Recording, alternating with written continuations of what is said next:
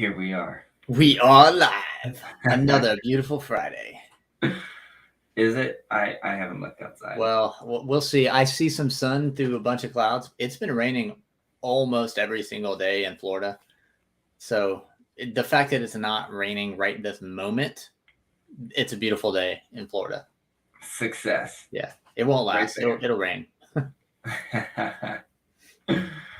Man, well, I'm excited. I'm excited for what we're gonna kind of bring in today. So everybody, good morning. Good morning. Well, we got Facebook user. This is Morning Gentlemen. Let's see. Facebook user. Do we know you? Who might this be? It's always a surprise the way the Facebook piece works. Facebook. Yeah, I'm always like, who is it? Behind door number 1. Give us a hint. Don't tell us who it is. Just drop us a hint and make us guess. Yeah. Make it interesting. Yeah, Facebook user, do that. Drop us a hint. Awesome. Maybe what it rhymes with. What's that old game? Animal, vegetable, mineral. Then you try to put it all together. Man, I'm gonna go right off the bat and say it's probably a human. So, kind of an animal, not really. Hopefully, not a vegetable. Oh, see, there we go. It's Justin. There you go. Justin, the reason why is if you come through a Facebook group, you're just a Facebook user. It's only if we're friends on Facebook do I get to see the name. Yeah. Look who it is. What's happening? Hidden icon showing up late because he's like, I'm an icon. I can do what I want. Winners get to do what they want. That's it. I was busy peeing excellence, so there you go. That's awesome. Oh man, good stuff. Yeah, Justin, I know. We're friends on Facebook, but you're viewing, it says, from Realtors Helping Realtors feed. There we go. Yeah. My head quit disappearing. Yeah. So if you view it directly from your profile with the link, it'll show your name. If you view it from inside of a group, it shows Facebook user. Justin, is that Justin James? Justin Mooney. Justin Mooneyham. Yep. And we knew this because he said it's your favorite person to eat ramen with. And I would say that's true. That is. Justin loves ramen like I do. And you just gotta appreciate someone who loves what you love. I haven't gotten to experience that yet, but next time. It's fixed, Justin. Now I see you. Nice. All right. So today we have, I think, a really, really great hot topic in real estate to talk about. Chris Raines, ladies and gentlemen. Yeah, see, I knew that was gonna happen. So Walter, since it was your suggestion, why don't you bring up kind of the headline? I meant to download that image so I could actually just pull it up, but whatever. So the headline I think right now that all of the buzz inside the real estate world is chatting about is the interest rates, right? They've ticked up again. I love the way we write headlines because the headline to me, I just went, seriously, it's like media these days. They write headlines to make it so dangerous, so scary. It said interest rates creep towards 6%. Highest interest rate since 2008. Whoop-de-frickin-do. 2008 was barely over a decade ago. We've been doing real estate for hundreds of years. Come on, man. And so I always love it when they start with like, it's the biggest since 4 years ago. It's the worst since 18 months ago. Like, get out of here with your garbage. Quit trying to scare people. So I actually said, I don't know if we could go back and verify it, but several months ago now, I don't remember. It was somewhere in the beginning of 2022. I said, I personally believe interest rates will be at 7 by the end of this year. So we're September. We got a few more months. I still think they're going to be at 7 or darn close before the end of the year. That doesn't scare me. I'm still personally buying houses. I'm out there investing and buying more. Because honestly, 7% interest rate is still below the statistical historical average. It's okay. We're not in this doom and gloom market. So That's the headline. It's not doom and gloom. Interest rates are just coming up a little. I closed on a house 2 weeks ago, so I'm still Boom. still in the market, still doing all the things that I'm telling everybody else to do. I'm still buying. Yep. I'll be buying when it's at 7. I'll be buying if they hit 9. So I think it's really, really interesting that we pull this up. I should have brought up the article that you said, because they go, a year ago the 30-year fixed rate mortgage was an average of 2.88. And you see the media, anybody who does media typically is very good at framing. They're really, really good at framing. They will cherry pick an extreme low, right? Yeah. I'm surprised they didn't even bring up a lower one. You notice how they didn't even say, they said a year ago, the 30-year fixed rate mortgage averaged 2.88. Was that still just in Florida? Was that, because I've seen lower. Yeah. No, I've got interest rates that are lower on other properties. Yeah. You know, one of the things when we do our market updates is we talk about the reasons why interest rates are where they are. If we see a low, we go, here's why the low was where it was. Very high credit score, large down payment. There's always a reason. And then when we see it really high, we always look at that too. Why was it? Poor credit. They didn't have any down payment. Maybe a higher risk because they got a higher debt to income ratio. I mean, there's a lot of reasons. But the other thing too is they compared it to best case. Over the last 2 years, we have had some of the most wild best interest rates that we've seen. Every week, it felt like I was saying, we set a record for lower interest rate, right? It just felt like that. But that's not what you can compare it to, because that's bad data, right? Yeah, it's not sensationalized data. It doesn't that's right. You don't take an average and compare it to an extreme. Yeah. The whole point is that when you do statistical data, you remove the unusual outliers of the highs and the lows, because then you get the actual statistical average. Otherwise, it can be askew. Yeah. And I think that's a really, really important point, because, and we discussed this actually at our market update, you know, which was over the last 60 years of mortgages and mortgage interest rates, we're in the normal range. Yeah. I usually say to people, and you can go look at the charts for yourself, right? You don't have to take Walt Key's opinion for it. This is fact. This is data. The article was funny to me because it said, 5 point something highest since 2008. And I thought to myself, well, that's hilarious, because this is a historical fact. Interest rates were never, in the history of us tracking the 30-year fixed rate mortgage, never below 5% until 2009. You're pulling literally a statistical anomaly and you're using it to scare people. Ridiculous. Yeah, it's for me, I always look at those things and I go, what's your goal here? Yeah. Especially the source that it's coming from. Yeah. It sounds like they're more concerned about their viewership than equipping agents with proper data and proper skills. Because that's another important thing, is that if you have data but you don't have the right context, it's damaging.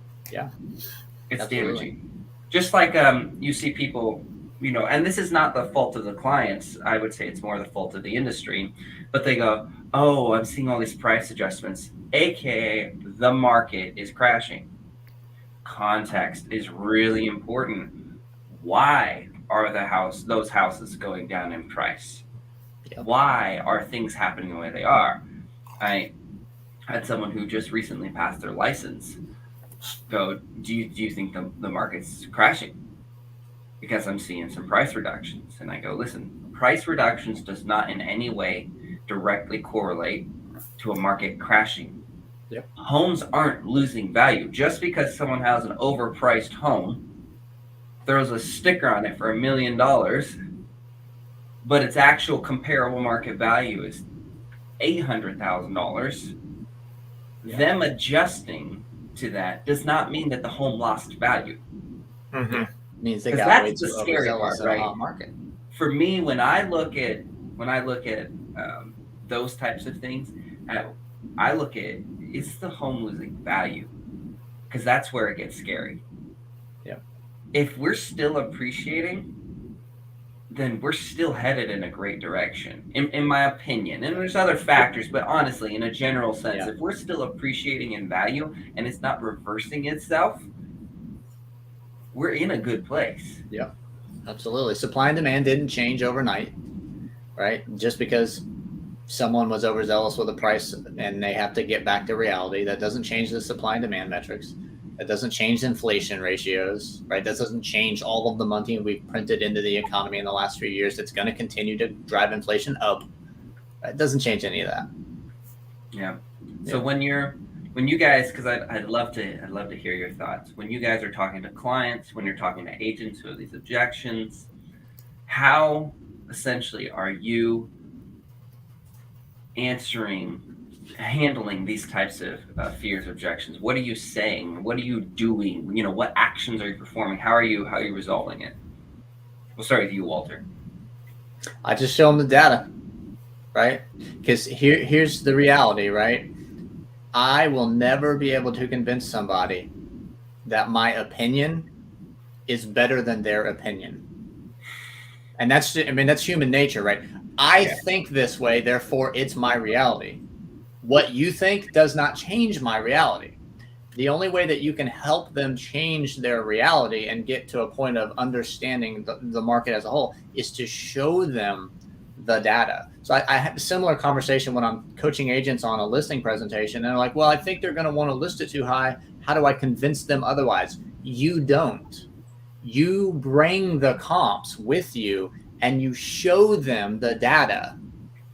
And if they can't come to a logical, factual conclusion about the value based on the data set, now that's a different conversation you have to have of, can I get them into a realistic mindset, or perhaps we're not going to be able to do something together because they're being unrealistic. But you just have to show them the data, and that's with everything. That's home prices, that's inflation, that's the economy, that's where our interest rates historically, the overall market movements. Show them the data. Even with rentals, I saw another interesting headline recently, and it said something to the effect of, rent prices have seen the largest month-over-month drop in blah blah blah years. But year over year, they're still up 17% this month. Yeah. Okay, so who cares if from June of 2022 to July of 2022 they went down, or actually I think they only went up 7%. But over the course of the entire year, which leases are annual, it's gone up 17%. Like, report the data properly and let people come to the right conclusions on their own. Mm-hmm.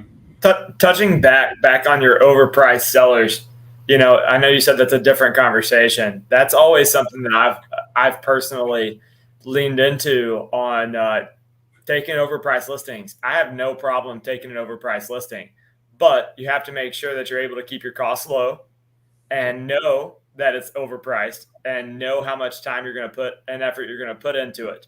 But basically, when I have an overpriced listing, I look at it as it's a marketing tool at that point. Yeah.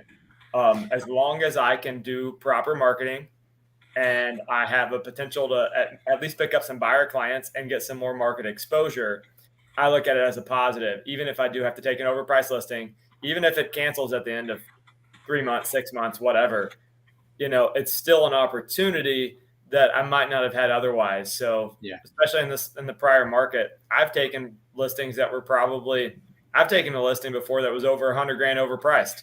One of my best buyer clients that I've ever had came from that overpriced listing. Yeah. I sold them something else. So, it's an opportunity. So for agents watching this, you have to know, do you want to go out and spend $600,000, $700,000, $800,000 on listing photos? Probably not. You want to figure out a more affordable way to do it. But if you can gain some market share of some sort or gain some exposure, especially if you're new, figure it out. Yeah. As the bottom logo here, scale through the fill. You can scale while also failing at selling that house, but you can sell something else. Yeah, absolutely. Yeah, one of the things I love about you, Chris, is that it's something I think, and probably all three of us share in common, is that we're not daunted by difficult people. Yeah. We have lines, but basically, I think we've all kind of shown over the years, whether it's agents or clients, that as long as they're willing to work with us, not sabotage. Let's put it a different way. Not sabotage. You know what? I get it. Like, I'm not someone who's like, oh, the homeowner didn't listen to me the first time I showed them the data, their house isn't worth that much. That's because they're emotional. Yep. They're not a professional. That's why you're the professional. They're going to get emotional. There's doctors who tell people they have cancer. And you know what some people go? They go, no, I don't. Because they're emotional. They're going through a lot. Man, as long as they're not sabotaging, which basically means they're not lying, they're not purposely trying to dismantle a deal, they're not doing anything that's illegal. I don't really care if they're difficult. Of course, I'd love them to be chill and nice, but as long as I can get my job done, I'll take it. If they want to sell an overpriced house, I've taken overpriced ones, and I've been surprised when sometimes they sell. That happens That's too. the thing. We only present the data. We ask questions. We set realistic expectations. Then we help them reason through. As long as they're cool with the reality that, hey, 90% chance this won't sell. Yeah. If you're cool with that, to be honest, I don't really care. Sometimes, and I'm sure you guys can speak on this too, you have an overpriced listing. We put it on the market. You get an offer in. The offer in is not what they wanted, but once it's on paper and you present it to your client, they start thinking differently. Yep.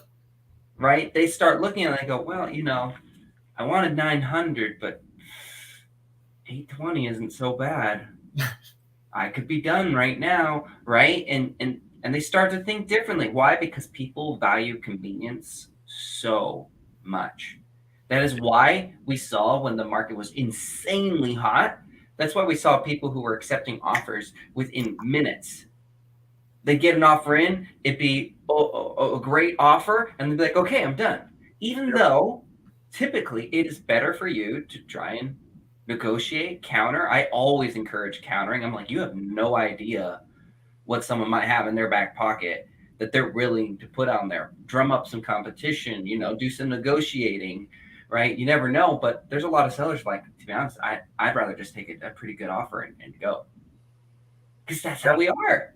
It's human nature. So, I mean, I think that's a really good, it almost pairs with the topic of, you're going to get people who are going to be afraid of the interest rates because everything's telling them to be afraid. And since they don't know the data, and this goes for a lot of the agents in our industry too, because they don't know the data, of course they're going to be afraid. What would you expect them to be afraid? Yeah. Right? As far as they understand in their world and the voices in their sphere, if you will, they're being told that the sky is falling, that, oh my gosh, a year ago it was 2.88.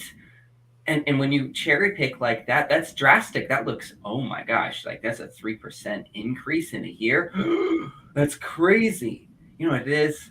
It's more like a 3% correction. Yeah. Correction.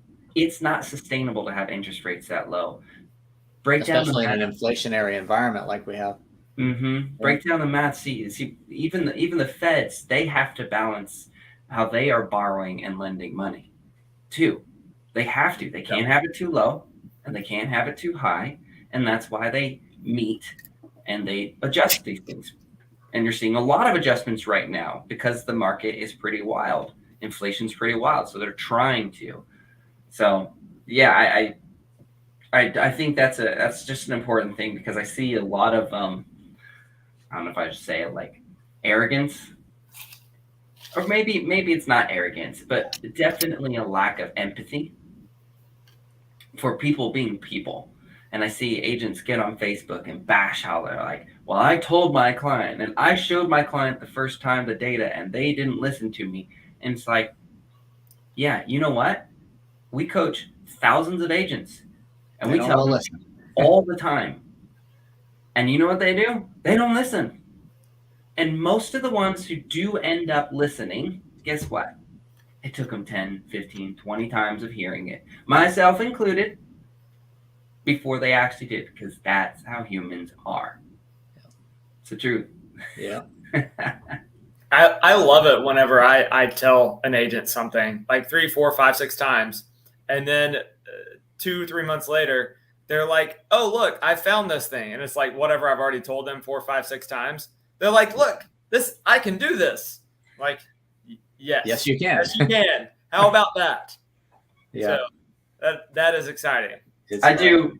I think that's always funny as well. And again, I even say to myself, particularly Chris, you and I have had extra conversations about the agent attraction side of our business, and just it's hard to believe in something and then just change. Yep. And just change. It's hard. No matter how determined you are, no matter how resilient you are, and I think it's even twice as hard when that thing that you try to do, you were successful at in other aspects of the same industry. So your brain tells you you're great at this, so therefore this should work. Yep. That's hard. It's hard. I mean, Walter, you do a lot in crypto. I relate it to people who buy into crypto projects that are falling and just doing horrendous. And they go, "Oh, but we're going to moon." Yeah. And you go, "Listen, you're not. Yeah. It has been on a steady decline." And the thing is, the difference between it, right? It's almost like the housing market. The difference between it is that things can have price corrections, but historically, if they appreciate in value, not financial advice, but they're probably a safer bet than something that started from an all-time high and just kept sinking and never recovered and has no path of recovery. Right? Homes are still worth more. Do they keep up with inflation or not? That's a whole different conversation, and it depends where you live. It's a really hyper-local question. And it also, which is really unique about real estate, is it depends how you buy the home. What the terms are, what the agreements are, and what your goals are. So I kind of look at that and just the blind loyalty sometimes to our own beliefs. We've decided this is gonna do this thing, right? And that's it. I'm not gonna change. I'm not gonna change my mind. Yeah. That stubbornness is damning for a lot of people's careers, right? They even in the agent side of that, just this is how I started, and therefore this is the only thing I'm going to do. Well, technology evolves, strategies evolve, marketing technologies come and go.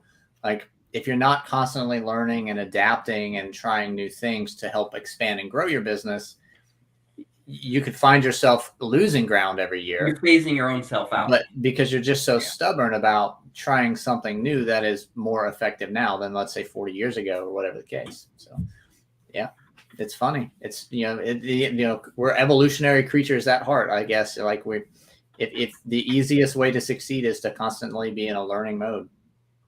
And those that aren't usually are atrophying. There's an awesome little book my pastor actually gave me called, I think it's called Why Titans Fall. One of the whole book is the premise of why did the biggest and the best of the companies, not even average, not even above average, the true like pinnacle leaders, why did they fail? What happened? It reminds me of Price Club. Price Club was before Costco. They were the Costco of the time. Yeah. They were too big to fail. And they even said that in press releases that they were just the biggest and the baddest and the best. Oh, and look at Blockbuster Video. I mean, what a great example. Great example. That's an awesome story. And so like I think we're seeing that same thing happening in our industry. And I think as we see price corrections, interest rate corrections, overall market corrections, I think as we see costs of doing business go up because it has to, because inflation and everything else goes up, I think we're going to see a lot of agents get squeezed out. What's interesting is with Blockbuster, if they had literally invented Redbox first and just started putting all the little things, Redbox would have never made it, right? Redbox would have never came in and taken that if Blockbuster had just did it first. Yeah. Well, it's funny. Like, you may know the story, you may not know, or we'll educate the entire world if they don't. Netflix actually took their model to Blockbuster. They said, here's our vision, streaming services. But before we can get to streaming, we can just mail them a DVD. They can keep it as long as they want it, and then we'll get it back.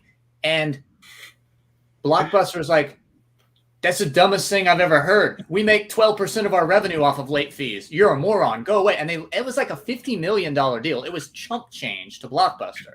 And Blockbuster literally couldn't see the forest for the trees because they were so wrapped up. Again, and this is how we do it. We make 12% of our revenue off of late fees. Why would we ever tell them they can keep it as long as they want? Now they don't exist.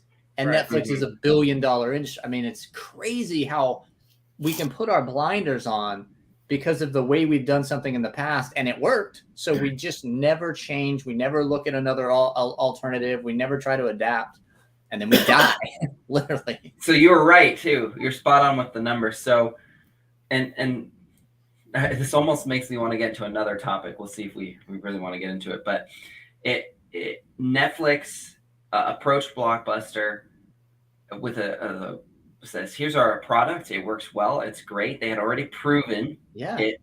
And then it was for $50 million. That was the proposal. A Blockbuster, like total jerks, laughed in their face. I believe they even made a public announcement. Like, it was so disrespectful. It wasn't even just like, hey, sorry, that's not our thing. It was like, look at these guys. They're a joke, right? Yeah. Netflix is, based off market cap right now, valuation is $101 billion. Billion with a B. Yeah. You could have bought a $101 billion company for $50 million. What the heck? But it goes back to what we just said about being stuck in our ways, about being prideful. You know what's so funny is like I think this is a great thing to talk about virtual online businesses, whether it's virtual brokerages, which we're seeing more and more. We're even seeing some of the older brokerages offer virtual, what do you call it? Like services to a degree, yeah. Features, right? Most agents don't use their office in general. I think it's like less than 90% of agents, it's like 89% of agents don't use their office more than once a week or something like that. It might even be better than that. But what's funny is when I talk to agents, you know what they say they need? An office. And I was like, how often do you go to your office right now? Oh, I haven't been in months. Do you hear yourself? Slap, slap, slap. Do you hear yourself right now? Yeah. You're talking yourself out of improving your business. Yeah. Like I think that, I think this does tie into what we're talking about with interest rates, which is basically have a little bit of humility. Look at the facts and make decisions and reason based on facts, not your emotions. Yeah. What's the data telling you? Right? In your business, do you believe that more people are going to buy their homes via online, whether they're finding them, whether they're connecting with the realtor and stuff like that? Because all the data shows that number is going to keep jumping up. Over 80% of the next generation of buyers are going to be coming from online. So an agent who turns around and says, I don't need social media to build a business. Listen, there's senior agents who are down year over year, who have been in for 20 years and their sales are down. Now, in contrast, there are agents who adapted and grew, who are in shorter periods of times and they're up year over year. Yeah. I mean, one of the things I like about you, Chris, is you've said this multiple times. You said, I was very successful in doing what I'm doing, but it doesn't mean that I don't have room to improve. That's the right mindset. Yep. Be confident in what you know. You should be confident. You'll be like, man, I'm successful. I have done what I've done, but I am going to keep an open mind. I am going to make sure, because you do a disservice to yourself and to your clients if you are not to some degree always trying to improve your business. And you will lose to those who are. Yep. You will absolutely lose. Just like Blockbuster did. Just like Amazon came in and completely wiped the floor with so many retail competitors who some of them had 100 years. 100 years on Amazon. What were you doing for the last 100 years? Yep. Sipping champagne and being complacent. And then you go, wait, how did this happen? Yeah. Why am I broke? Because you spent all your money. Like, it's pretty straightforward. So let's talk about the process. Let's go back to this. All right, so interest rates are client perception. Let's put it this way. Consumer perception is interest rates are high. Average agent perception, I would say, is interest rates are high. That's why you see these really tacky posts of, yes, interest rates are high, but it's still a good time to buy. Now, I agree. And that's the next question I'm going to ask you guys is, why is now a good time to buy or sell? But what's the process that you recommend? Because what I've written down here is when addressing these type of objections, particularly ones that have data points, right? Not emotional ones, data points. Present the data first and foremost. Ask questions. Get an idea of where they're at, what they're afraid of, what they're trying to accomplish. Sometimes the deal's not great, but the emotional value is still worth it. That's the truth. Set realistic expectations. Okay, based on the data, based on what you told me, here's what we can expect. And then help them to reason through it and come to a conclusion, a plan of action. What do you think? Would you say that those are probably 4 really good ways to approach it when addressing data, when addressing the current interest rate scare, if you will? Yeah, and I think reasoning through it and asking good questions are almost intertwined, because you should be asking good questions in order to make them think through the answer, which will help them reason through it. So it's not like, here's the data, ask some questions. Okay, now let's pause here while you figure this out. That it's a discovery process, right? What about this aspect matters to you, right? What about this interest rate actually affects your goal? What about, what about? And then they said, well, in the grand scheme of things, I still got to buy the house because we're going to downsize anyway. And, yeah, okay, fair enough. And they start to, as they process the questions, they also wind up reasoning through the answers on their own. And so the greatest thing you can ever do for somebody, and this is not like a condescending, backhanded kind of thing, but to truly help people, this is what you do. You give people the answer in a way that makes it their answer, right? That's how. I can't tell you what to do because you'll immediately want to do the opposite, because don't tell me what to do. Mm-hmm. But if I can help you discover the right answer for yourself, and it may not be exactly what I thought, right? Because it truly is your answer. But if I can help walk you through that discovery process, I can help walk you through that series of questions and answers so that you come to the conclusion on your own, right? The data typically ends with a similar conclusion, right? Because data is concrete. It doesn't lie. It doesn't flex, right? This is the data. So if you can help walk them through that, they're probably going to come to a solution that was 95% what you would have told them to do anyway.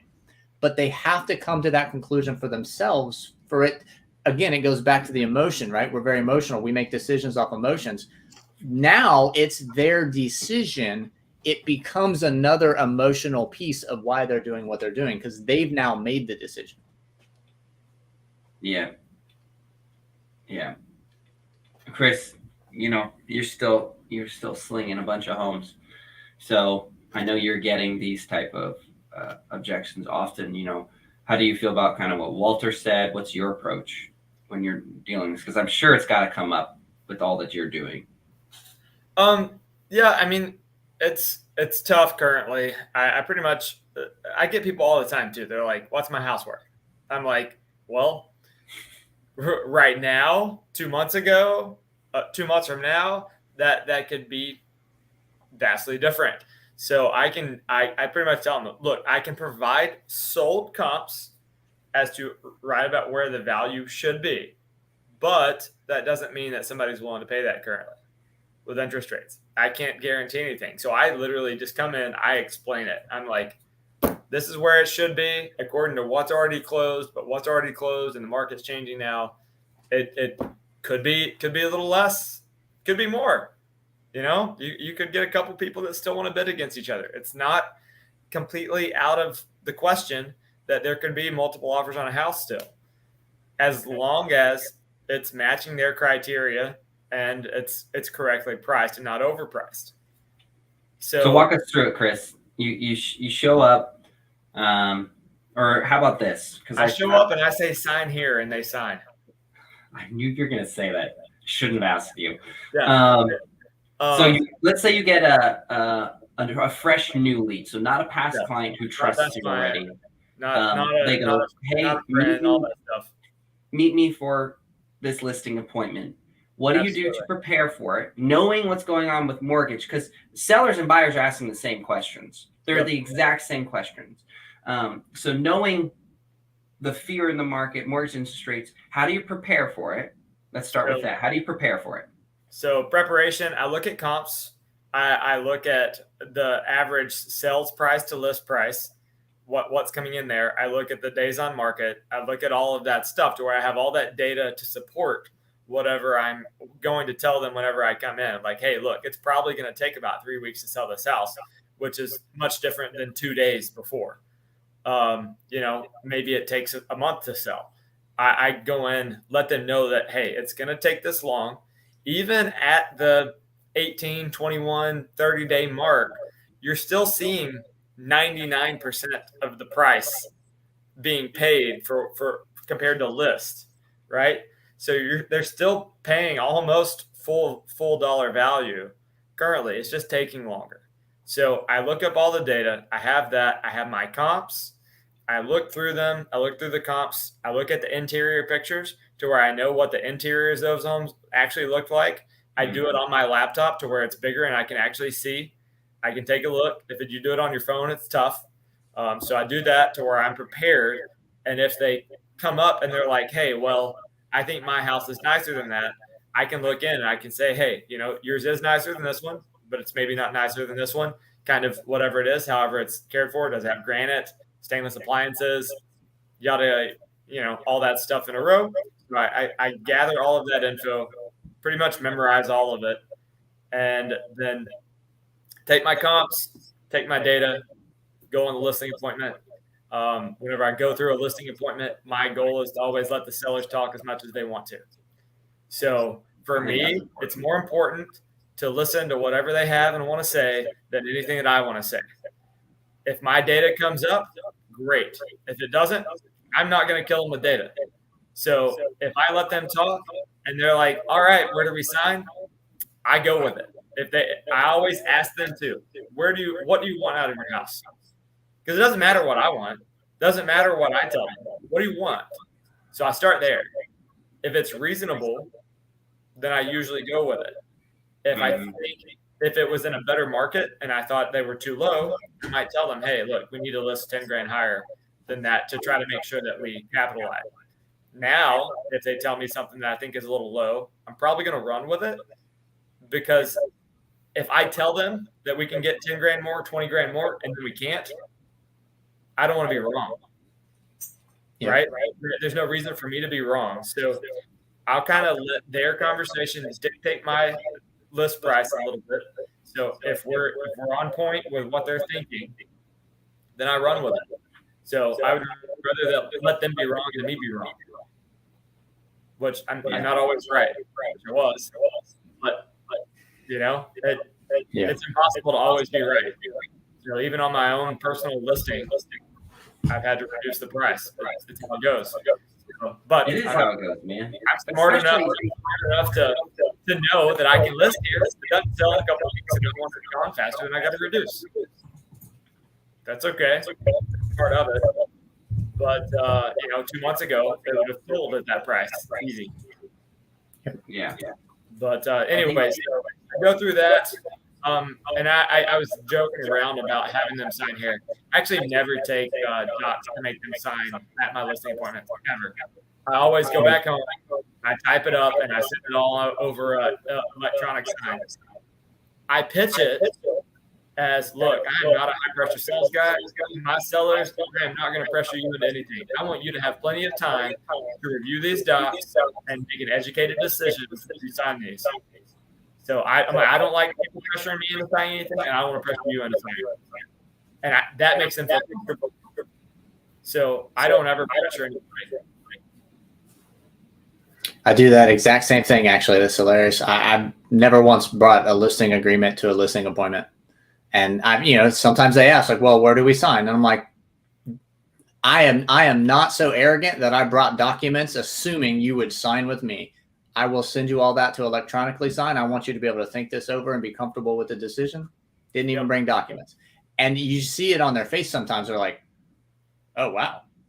That's amazing. It wasn't so impetuous that he just assumed he would sell my house. Like, it makes a great connection to start that relationship off. It really does.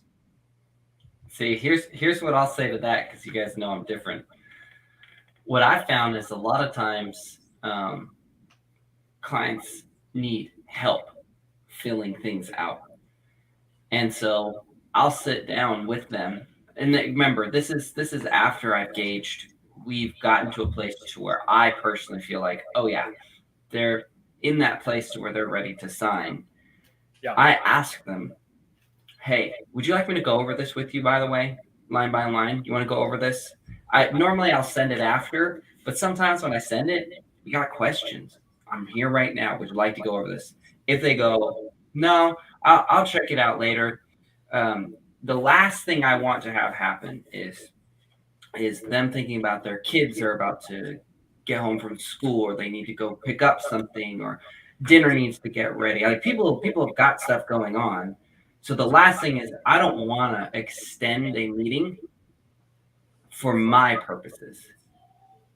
Even though many might argue that that's a risk, I don't want to be inconsiderate and known as the guy who put their family at a disadvantage because I was scared of not getting the business. Yeah. But I do like to be prepared. There are plenty who are like, yeah, I would actually appreciate it. They're not tech savvy. They don't want to do that, right? I had a listing earlier this year. I think it was my first listing of the year. And she's like, yeah, I don't even know how to log into my computer. And doing things on the phone are still difficult, especially contracts are still difficult. And I said, well, don't worry, I'm prepared. I got my laptop here. Would you like to go down this process together? Yes, that would be really great. Because the other thing too is if you use services like, let's say, Dotloop, there's certain things that need to click. People just don't see them. Like, let's be real, they just don't see them. They miss things, and then it becomes frustrating for them. And frustration kills deals because it builds and it compounds. So I would say for me, I do come prepared. I don't assume that they'll sign because I don't know them. Right. I don't know what they're going to say. I haven't asked the questions. I also don't assume that it's going to be a good deal. There are times where it doesn't make sense for them to buy or sell based off of what they tell me. It sucks for me. But the reality is that, if someone's going to be broke doing this deal, I can't in good conscience say it's a wise decision for them to drain their emergency fund, to drain their regular bank accounts, and to be putting themselves into greater debt that they have no pathway to actually afford. Just because someone's pre-approved does not mean that they can afford to have a house with their current setup. So I'm prepared. I don't push it, but I offer the opportunity to be able to walk them through it, walk them through the process. And what I found, here's the other important thing. What I found is that if I do the first thing with them online, So I help them do it on their computer or on their phone. And if I do that once, all the other documents I send later on, they're now a little bit more familiar because they know the correct process, and they usually get them signed or reviewed quicker because I showed them how once. I made sure that they knew the process once. And it's not complicated. So 9 times out of 10, they're like, oh, okay, I got it. That was easy. I can do this. So that's the only area where I would say I'm a little bit different, but it's definitely not because I think or assume, oh yeah, I'm going to get this. I got it in the bag. I learned the hard way with that cocky attitude. I've learned the hard way where someone you know personally and you don't do your buyer appointment. And then they're like, hey, we love you and all, but we're actually going to go to this agent. And then, you know, a stone drops in your stomach. And then you're like, if you're humble, you go, no problem. I respect that. What made you choose them over me? And they go, well, they tried to meet with us right away and explain the process. They tried to be more attentive. And I was like, that's what I tell people. In fact, we're doing these plans for the agents. And some of them have friends and family as past clients. And they don't follow up with them. Mm-hmm. I said, you can't look at them as your family member because you're not representing them as brother, son, best friend. You have to look at them and say that they are someone who you professionally represented and should be treated with respect. If you do follow up for anybody else, do follow up with them. You want to tailor it to them, fine. But remind them. Remind it. If it's your mom, that's okay. Remind your mom that you love her, she's amazing, and you appreciate her, and that you will professionally have her back and do whatever she needs and will take good care of her real estate needs. Remind her of that, because if she doesn't, how is she going to know? Yeah. Don't put her in that position to where she has to choose between being a sweet mom or burning a bridge. Make her feel confident about that choice because you worked for it and you respected it. Nobody likes to be taken for granted. Nobody likes to be taken for granted. I have a renter in my neighborhood that I built a relationship with. So they were moving in to the neighborhood. Grass was tall. They didn't bring their weed eater down from Michigan yet. And so I was talking to him while I was walking the dogs. Let him borrow my weed eater.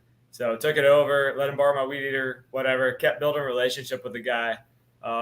Super nice guy. He brought me like a 6-pack over to thank me for letting him borrow his weed eater, whatever. Invited him to poker night. He's come over a couple times. He brought us some food, you know, whenever the baby was born and stuff. And like we've had a very good kind of relationship from a neighbor standpoint. But then they found that they had mold in their rental. And like literally it was rough. And they were like, dude, we've got to get out. And there weren't any rentals available. But I had just so happened a few months prior sold a house in the neighborhood to a rental company that had not yet rented it out because they got so far behind. So I went back to the agent that had represented that hedge fund and investor that was going to be renting it out. And I was like, hey, look, I've got a renter that needs a placement fast. Like they're good people, good income, all that stuff. They're a shoe-in to qualify. They want to stay in the neighborhood. So jumped through all the hoops and got them connected. And like 5 days later, they were moving into that house, and which worked out well for the rental company too, because they got behind on processing. They were like months behind on getting everything ready and getting things ready to rent. Like they're just behind. They acquired too many properties. So got them placed in the rental. Fast forward about a month ago now, I think I was out picking up my open house signs from another listing here in the neighborhood, and he stopped by in the car and was chatting with me. And he said that they were going to look at another house in the neighborhood that was coming up for sale. And it was an agent that is part-time, works with his wife or something, that was showing it to them. And I'm thinking, like, we had already talked, like at some point, if they were going to be ready to buy a house, like he was planning to kind of work with me. So I straight up, like, I chatted with him a little bit. I didn't make it a big deal right there and then, but I shot him a text afterwards. I said, "Hey brother, great chatting for a few last night. Wanted to ask, what value can I bring to earn your business?" Said, "Also, I have another listing coming up in the Cloister with a 3-car garage at some point in the near future. Just waiting on them to say when." So that's one of their requirements, is about 3,000 square foot house and a 3-car garage. And his response was, "I would much rather use you if I choose to buy something. I really don't plan on buying anything right now." It's more just like appeasing his wife. And I said, "I appreciate that and just wanted to ask. Not asking doesn't lead to growth or the opportunity for me to learn what I can do differently. I'm super low pressure, but also want to be the resource people choose when they need something from a value add perspective." Nice. And he said, I just talked with my wife and we both agree that you deserve our business."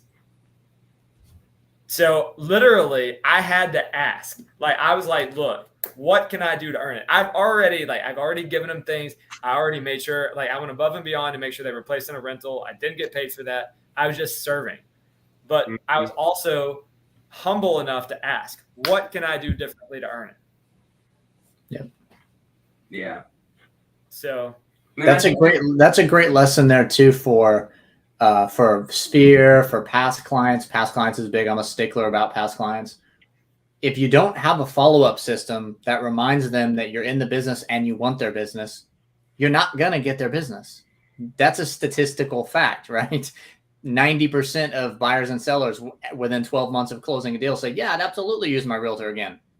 Yeah. 12% do when it's time to buy or sell again, because there's no follow-up. You never ask them for future business. They never thought to come back to you, right? That happens all the time. It's so we're doing these reports, right, where we're deep diving into the business of the agents and looking at their numbers and everything. And I'll tell you what, like, it's pretty easy to identify when you have these numbers where the issue is. How many homeowners do you have in your CRM? Oh, I got 250. Awesome. How many of them are on a follow-up plan? 2. 0 or 0. Yeah, most of the time 0, but I want to be generous. 2. Right? Okay. You see something here? Why are they in your CRM if they're not being? Why are they in your CRM? Point. And listen, everything I'm about to say, guilty. Whether I've been through it and overcame that obstacle, or whether I'm going through it and I'm learning myself. So, right? Agent attraction sign, not in my CRM. So they're not on a follow-up plan. And guess whose follow-up sucks with agents right now? Mine. I'll admit it. But with clients, guess whose follow-up was amazing? At least I should say comparatively amazing. I never thought it was great, but apparently just a little bit. Comparative, yeah. Anything better than most. Right? Agents go, "Oh, I want to do X, Y, and Z." Great. What day, what time, and with who? "Oh, I don't have that plan." You're not going to do it. You're not going to do it. You're not going to do it. Yep. It's not going to happen. It doesn't even exist. If you don't have a date, you don't have a time, and you don't have a who or what, you're not going to do it. Because there's too many variables that now have room to come in. The moment you set a date, now you have said that there is a timeline. If you have a timeline, you're, what is it, like 39% more likely or something like that to complete the task. Are you being held accountable for it? If you are, you're 69% more likely to complete the task. If you set a time, now those odds go up. If you set specifically with who, now your odds go up, because now it's a real tangible thing.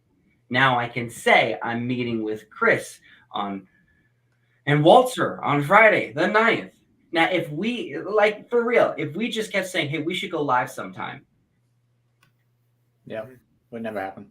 Would never happen. We'd always have things come up. Always have things come up. But overall, we are incredibly consistent because we have set a date, we have set a time, and we have held each other accountable because all of us are expecting to be on.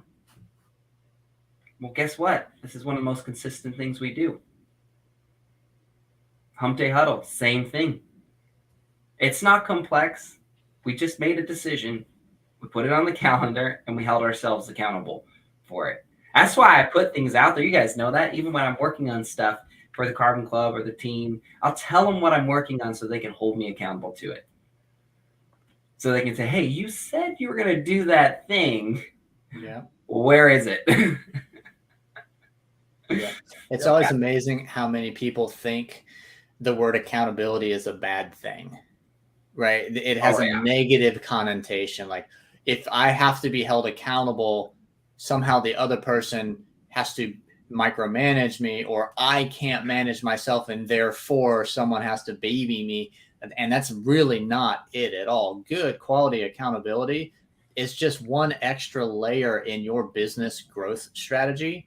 Find someone that you trust enough to share with and say, these are my goals. These are my passions. These are the things I want to execute this week. Check in with me. If I start slacking, remind me that I told, hey, you said to me that you wanted to do this thing yet. Did you do that thing? Right? It's not high pressure. It's not negative. Accountability will change your freaking world. And it's not just business. Personal life. Yeah. I now want to give a special shout out to agents on the team who are willing to try to have not only are they an accountability group with the Carbon Club, right? But they have also all given personal, non-real estate accountability partners as well. Yeah. I'm going to be real. I didn't think they'd do it. I didn't, because that's the scary one. Yeah. Like I can lie to you, Walter. I can lie to you, Chris, and you guys, it really won't impact you that much. And you really won't know. But if I lie to my wife, she knows. Yeah. She knows. Yeah. Right. And so I was talking to an agent earlier this year, and we were talking about their business decisions, and they had a bunch of excuses. And so I knew this agent, so I got really deep with them, right? I got really direct and personal. I said, do you make those excuses to your wife for not paying the bills? Do you make those same excuses? Do you think that's acceptable? And it got really quiet and it got really dark for a second, because that's the truth. Yep. This is a business. You have bills to pay. You either get in and you do your job, or you get out. And there is nothing wrong with getting out. Nothing wrong with that. Shout out to an agent that we all know who said, guys, I don't want to do real estate. I'm like, dang, don't do real estate then. You're good. I'm not going to try and convince you to stay. You clearly don't like real estate, and that's okay. It's okay. It's not a failure to turn around and say, this is not something I'm passionate about. This is not something I want to do. That's a win. You're removing distractions and things out of your way to get closer to what you really want in life. That's amazing, and you should be proud of that. And so, like the excuses, man, it's killer. So, all right, we're hitting the last 2 minutes. So, for everybody watching, what are some topics that you're seeing in your market? What are interest rates looking like for you? Are you seeing price reductions on homes, longer days on market? Are your clients always asking about interest rates? Is now a good time to buy? Is now a good time to sell? Let us know in the comments. We're going to be trying to do some more trending topics of what's happening in real estate, and talking about the good, the bad, the ugly, bringing in facts to really glamorized headlines and solutions. Okay, here's the facts. Here's how you use them to your benefit, to your client's benefit, to their success. So that's kind of what we're going to be working on, and kind of moving towards, because we enjoyed, if you couldn't tell. At first, guys, we answered so much about the interest rate stuff, and it was like 15 minutes in, I'm like, oh God, we're going to die. This is going to be stale. We're going to have nothing left to talk about. But then in classic us fashion, one thing led to another thing, led to another thing, led to another thing, and then full circle, here we are again. I'm going to leave it one more time with everybody, okay, because I write down notes because these guys are smart. Know the data, present the data, ask questions throughout this whole process, set realistic expectations based off the data and the questions or the answers that you're getting, and then help them at the end of it all to feel confident in a solution or in an answer or in a path that they have reasoned through. And that will be your winning recipe. Let your clients talk. Let your clients talk. Whatever it is, just let them talk. Doesn't matter. They can talk about their dog. Doesn't matter. Let them talk. Let them talk. You have to. All right. Leave us in the comments. Topics, objections, anything like that.